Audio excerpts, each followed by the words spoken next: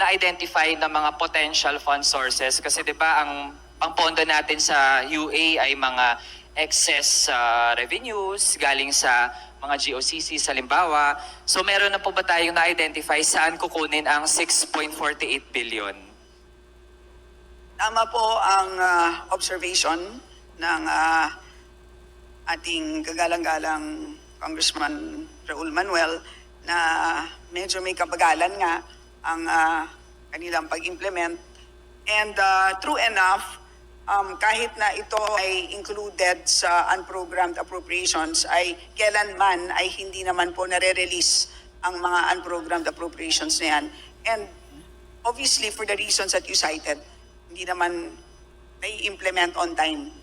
And ang pag-release naman, ang trigger naman po ng pag-release ng unprogrammed appropriations is agency request. At dahil hindi natatapos ang kanilang programa for the year, hindi nagkakaroon ng subsequent na agency request, Mr. Speaker, Your Honor.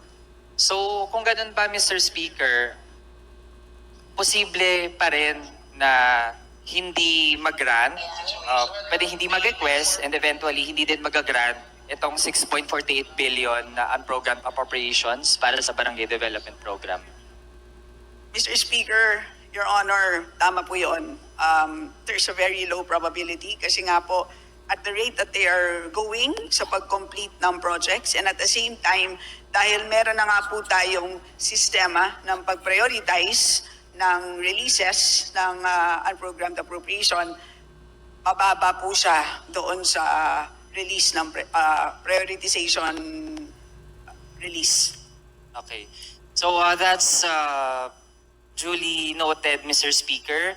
And we really hope na hindi na nga talaga tayo umabot sa point na mag-grant pa yung unprogrammed appropriations para dito.